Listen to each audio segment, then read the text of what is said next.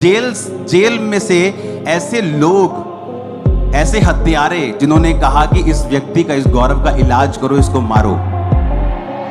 मैं आपको देता हूं 5 लाख रुपए महीना, आपकी जान की रिस्क होगा उस काम में, आओ करो मेरे साथ। कोई नहीं आएगा, चाहे 5 लाख रुपए महीना क्यों ना हो। दोस्तों, आजकल हमारे देश में मसीहत को जज करने वाले लोगों की तादाद दिन प्रतिदिन बढ़ती ही जा रही है, जिनमें अन्य जाति तो कम और नाम के पीछे मसीही शब्द को लगाने वाले ज्यादा नजर आ रहे हैं। मैं ऐसा इसलिए कह रहा हूं क्योंकि अभी हाल फिलहाल में पिछले 1 साल से बहुत से लोगों ने पंजाब की बड़ी बड़ी मिनिस्ट्रीज को टारगेट किया है, जिनमें उन्हें बदनाम करने की कोशिशें वे दिन रात करने में लगे हुए हैं। और कभी कोई गलती तो कभी किसी और गलती को ये इतना ज्यादा उछालते हैं कि लोग इन्हें मसीही सुधारक समझने लगे या फिर मसीही ज्ञानी समझने लगे। जैसे कि दोस्तों, आपको पता ही है कि प्रोफेट जिंदर सिंह केस को लेकर कितना ज्यादा उनकी छवि को खराब किया गया। और अब खामरा चर्च के ग्लोबल क्रिश्चियन एक्शन कमेटी के प्रधान गौरव मसीह द्वारा परमेश्वर के वचनों के अगेंस्ट एक जो गलती की गई, जिसकी उन्होंने बाद में माफी भी मांगी, उसे कुछ लोगों के द्वारा इतना ज्यादा हाईलाइट किया गया। हालांकि इस बात में कोई दो राय नहीं है कि उन्होंने गलती की। जी हाँ, उन्होंने बाइबल के वचन के अगेंस्ट गलती की है, जो कि सही नहीं, क्योंकि परमेश्वर का वचन मूर्ति पूजा की इजाजत नहीं देता और इसे एक पाप मानता है।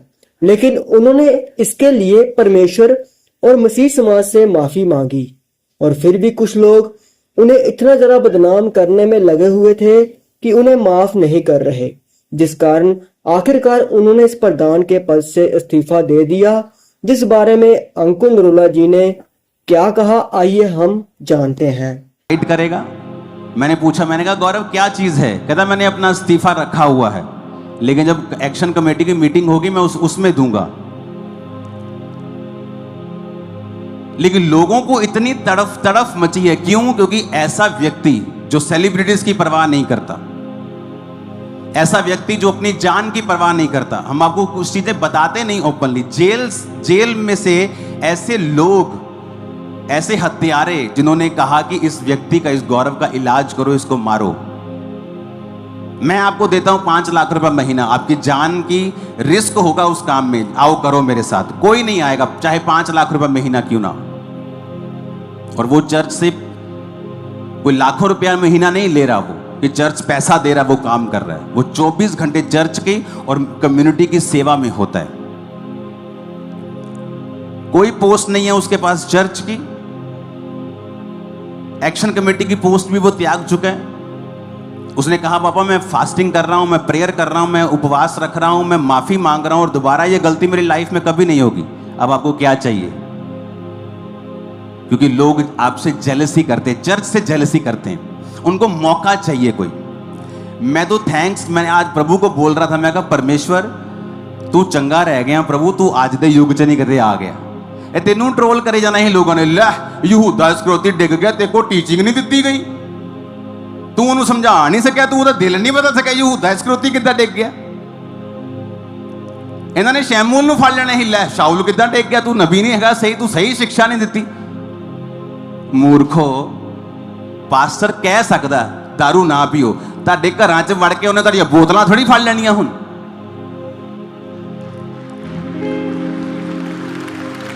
तुहाडे घरां च वड़ के तुहाडे हुण अंग थोड़ी फड़ लेने उन्हें कि बेबीचार ना करो, भी इधर आ जा, भी तेरे हाथ फड़ के तेन मैं बाहर ले जाना, हूं तेन तेरे पैरों नूं बंन देना, तेने अंग फड़ लेने, तेन जान ही नहीं देना मैं उत्थे। पास्टर ने प्रीच करना, जे कोई गलती करेगा, जे उन्हें गलती की तो उसकी सजा उन्होंने मिली है, उसकी बेइज्जती हुई है, लोगों च उसकी इंसल्ट हुई है, उन्होंने कोई खत्म नहीं कर सकता। जे दाऊद ने गलती की, उसकी इंसल्ट हुई, उन्हें अपने आप अपना इस्तीफा तैयार किया। खामरा चर्च में उसकी कोई पोजीशन नहीं है, वो मेरा स्पिरिचुअल सन है, मैं उन्होंने स्पिरिचुअल सन के तौर पर देखता, जिन्हें पंजाब च एक्सीलेंट काम किया और अज भी एक्सीलेंट नंबर 1 पे काम कर रहा हो। उन्हें मिस्टेक की, हाँ की, ओदी सजा उन्होंने मिली, हाँ मिली, प्रभु ने मैनू सजा दी होएगी। ओदी इंसल्ट हुई, उन्हें कितनी बेचैनी फील हुई होएगी, क्योंकि माफी मंगन तो बाद भी ਜਿਹੜਾ ਪਾਪ ਦਾ ਕੌਨਸੀਕੁਐਂਸ ਹੈ ਤੁਹਾਡੀ ਲਾਈਫ 'ਚੋਂ ਖਤਮ ਨਹੀਂ ਹੁੰਦਾ ਕਦੀ ਵੀ। ਤੁਸੀਂ ਵਿਚਾਰ ਕੀਤਾ, ਮਾਫੀ ਮੰਗੀ, ਮਾਫੀ ਮਿਲ ਜੂਗੀ, ਲੇਕਿਨ ਉਹਦਾ ਅਸਰ ਤੁਹਾਡੀ ਜ਼ਿੰਦਗੀ ਤੇ ਰਹੂਗਾ। लेकिन लोगों ਨੂੰ बहाना चाहिए सिर्फ, क्योंकि वो आपको आपकी ग्रेस को ਤੁਹਾਡੇ ਜਿਹੜੇ ਕੀਤੇ ਕੰਮ ਆ ਉਹਦੀ ਬਰਾਬਰੀ ਨਹੀਂ ਕਰ ਸਕਦੇ ਹੋ। ਅੱਜ ਮੈਂ ਖੜ ਕੇ ਪ੍ਰਚਾਰ ਕਰ ਰਿਹਾ, ਸਾਰਿਆਂ ਨੇ ਖੜੇ ਹੋ ਜਾਣਾ। ਮੈਂ ਕੁਰਸੀ ਤੇ ਬਹਿ ਗਿਆ, ਸਾਰਿਆਂ ਨੇ ਕੁਰਸੀ ਤੇ ਬਹਿ ਜਾਣਾ। ਜੇ ਮੈਂ ਇੱਕ ਲੱਤ ਤੇ ਪ੍ਰਚਾਰ ਕਰਨਾ ਸ਼ੁਰੂ ਕਰਤਾ, ਸਾਰਿਆਂ ਨੇ ਇੱਕ ਲੱਤ ਤੇ ਕਰਨਾ ਸ਼ੁਰੂ ਕਰ ਦੇਣਾ। ਹਾਂ, ਆਪਣਾ ਦਿਮਾਗ ਸਿਰਫ ਜੋ ਇੰਟਰਨੈਟ ਤੋਂ ਸੁਣਿਆ, ਜੋ ਕਾਪੀ ਕੀਤੀ ਔਰ ਉਹਨੂੰ ਬੋਲਣਾ ਸ਼ੁਰੂ ਕਰ ਦਿੱਤਾ। एक ऐसा आदमी जिहड़ा सैल्फलैस होके, ਜਦੋਂ ਕੋਈ ਇੰਨੀ ਵੱਡੀ ਪੋਸਟ ਤੇ ਜਾਂ ਕਿਸੇ ਵੱਡੀ ਚਰਚ ਦੇ ਵਿੱਚ ਇੰਨੇ ਵੱਡੇ ਅਹੁਦੇ ਤੇ ਹੁੰਦਾ, ਉਹ ਕਰੋੜਾਂ ਰੁਪਇਆ ਕਮਾ ਸਕਦਾ। ਉਹ ਇੱਕ ਪੋਲੀਟੀਸ਼ੀਅਨ ਨਾਲ ਮਿਲਵਾਉਣ ਦੇ ਲਈ ਉਹ ਲੱਖਾਂ ਰੁਪਇਆ ਲੈ ਸਕਦਾ ਪੋਲੀਟੀਸ਼ੀਅਨ ਦੇ ਕੋਲ, ਬਿਨਾਂ ਚਰਚ ਨੂੰ ਦੱਸੇ। ਪਿੱਛੇ ਜੇ ਮੇਰੇ ਕੋਲ ਆਇਆ ਔਰ ਮੈਨੂੰ ਕਹਿੰਦਾ, ਪਾਪਾ ਮੇਰਾ ਜਿਹੜੀ ਘਰ ਹੈ ਮੇਰਾ ਉਹ ਗਿਰਵੀ ਪਿਆ, ਮੈਂ ਉਹਦੀ ਕਿਸ਼ਤਾਂ ਨਹੀਂ ਦੇ ਪਾਇਆ ਬੈਂਕ ਦੇ ਕੋਲੋਂ, ਤੇ ਮੈਂ ਹੁਣ ਬੈਂਕ ਦੇ ਨਾਲ ਕੋਈ ਸੈਟਲਮੈਂਟ ਕਰ ਰਿਹਾ ਕਿ ਮੇਰੀ ਸੈਟਲਮੈਂਟ ਹੋ ਜੇ। ਇੱਕ ਐਸਾ ਆਦਮੀ, ਉਹਨੇ ਆਪਣਾ ਬਿਜ਼ਨਸ ਡਾਊਨ ਕਰ ਲਿਆ। ਉਹਦੇ ਕੱਪੜਿਆਂ ਦਾ ਬਿਜ਼ਨਸ ਸੀਗਾ। ਉਹ ਜਦੋਂ ਉਹਨੇ ਕੰਮ ਤੇ ਜਾਣਾ, ਚਰਚ ਤੋਂ ਫੋਨ ਆ ਜਾਣਾ, ਭਾਜੀ ਜਾਈਓ ਉੱਥੇ ਥਾਣੇ 'ਚ ਗੱਲ ਕਰਨੀ, ਭਾਜੀ ਜਾਈਓ ਐਸਐਸਪੀ ਕੋਲ ਗੱਲ ਕਰਨੀ, ਭਾਜੀ ਜਾਈਓ ਕਰੂਸੇਡ ਦੀ ਬੁਕਿੰਗ ਕਰਨੀ, ਭਾਜੀ ਜਾਈਓ ਕਰੂਸੇਡ ਦਾ ਉੱਥੇ ਪੰਗਾ ਪੈ ਗਿਆ, ਭਾਜੀ ਉਹ ਕੰਮ ਹੋ ਗਿਆ।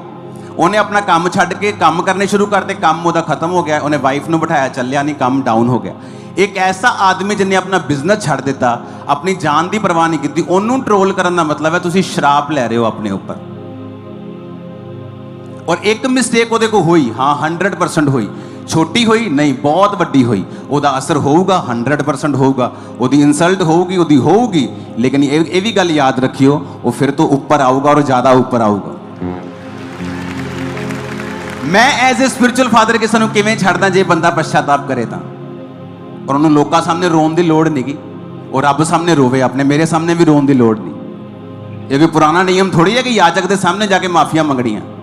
ਬਾਹਰ ਆਓ ਪੁਰਾਣੇ ਨਿਯਮ ਤੋਂ, ਤੁਸੀਂ ਰੂਮ ਦੇ ਵਿੱਚ ਜਾਓ, ਪਾਪ ਕੀਤਾ ਜਾਓ, ਮਾਫੀ ਮੰਗੋ ਰੱਬ ਦੇ ਕੋਲੋਂ, ਤੁਹਾਨੂੰ ਕਿਸੇ ਕੋਲ ਮਾਫੀ ਮੰਗਣ ਦੀ ਲੋੜ ਨਹੀਂ।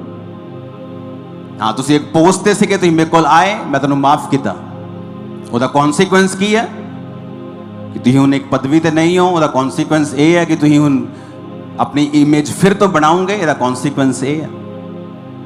ਲੇਕਿਨ ਅੱਜ ਤੁਸੀਂ ਲੋਕਾਂ ਨੂੰ ਚੈੱਕ ਕਰੋ, ਜਿਨ੍ਹਾਂ ਨੂੰ ਪਤਾ ਹੈ ਕਿ ਮਸੀਹ ਕੌਮ ਲਈ ਕੰਮ ਕਰਨ ਵਾਲੇ ਬੰਦੇ ਨੂੰ ਕਿੱਦਾਂ ਉਹਨਾਂ ਨੇ ਬਦਨਾਮ ਕਰਨ ਦੀ ਕੋਸ਼ਿਸ਼ ਕੀਤੀ। ਅਗਰ ਉਹਦੀ ਮਿਸਟੇਕ ਸੀ, ਉਹ ਫੋਨ ਕਰਦੇ ਕਿ ਗੌਰਵ ਤੇਰੇ ਕੋਲ ਮਿਸਟੇਕ ਹੋਈ, ਉਹ ਕਹਿੰਦਾ ਹਾਂ ਮੇਰੇ ਕੋਲ ਹੋਈ, ਮੈਂ ਮਾਫੀ ਮੰਗਦਾ, ਨੈਕਸਟ ਟਾਈਮ ਕਰੇਗਾ, ਕਦੀ ਨਹੀਂ ਕਰਾਂਗਾ।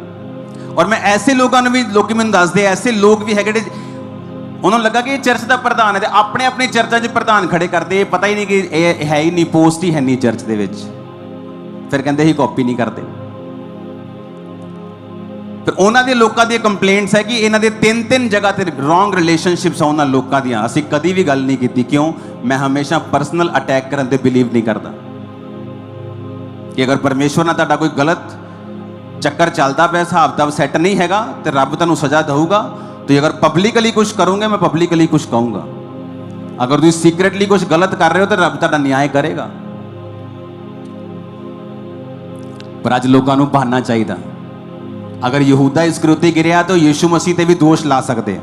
ਅਗਰ ਸ਼ਾਉਲ ਗਿਰਿਆ ਤੇ ਉਹ ਸ਼ੈਮੂਅਲ ਦੀ ਸਿੱਖਿਆ ਨੂੰ ਮਾੜਾ ਕਹਿ ਸਕਦੇ। ਇੰਨੇ ਵੇਲੜ ਲੋਕ ਹੈਗੇ ਆਪਣੇ ਕੋਲ ਇੰਟਰਨੈਟ ਦੇ ਉੱਤੇ। ਆਪਣੀਆਂ ਜਾ ਕੇ ਸੇਵਕਾਈਆਂ ਔਰ ਕੰਮ ਦੇਖੋ, ਆਪਣੀਆਂ ਜ਼ਿੰਦਗੀਆਂ ਉਹਨਾਂ ਦੀ ਜਾ ਕੇ ਦੇਖੋਗੇ ਨਾ, ਤੁਹਾਨੂੰ ਤਰਸ ਆਊਗਾ। ਤਰਸਯੋਗ ਜ਼ਿੰਦਗੀਆਂ ਨੇ ਉਹਨਾਂ ਦੀਆਂ ਜਿਹੜੀਆਂ ਵੀਡੀਓਜ਼ ਬਣਾ ਰਹੇ, ਤਰਸਯੋਗ। ਉਹਨਾਂ ਦੀ ਲਾ ਕੇ ਲਾਈਵਸ ਦੇਖੋ, ਤੁਹਾਨੂੰ ਤਰਸ ਆਊਗਾ ਜਿੱਦਾਂ ਦੀ ਕੰਡੀਸ਼ਨ 'ਚ ਹੈਗੇ ਆ ਇਸ ਟਾਈਮ। ਪਰ ਮੈਂ ਕਦੀ ਕਿਸੇ ਤੇ ਅਟੈਕ ਨਹੀਂ ਕੀਤਾ, ਨਾ ਹੀ ਕਰਾਂਗਾ ਕਦੀ, ਕਿਉਂਕਿ ਆਪਾਂ ਨੂੰ ਪਤਾ ਆਪਾਂ ਕਿੰਨੇ ਕੰਮ ਕਰਨੇ, ਕਿਹੋ ਜਿਹੇ ਕੰਮ ਆਪਾਂ ਕਰ ਰਹੇ ਹਾਂ, ਕਿਹੜੀ ਪੋਸਟ ਤੇ ਆਪਾਂ ਹੈਗੇ ਆ, ਕਿੱਦਾਂ ਆਪਾਂ ਅੱਗੇ ਵਧਣਾ।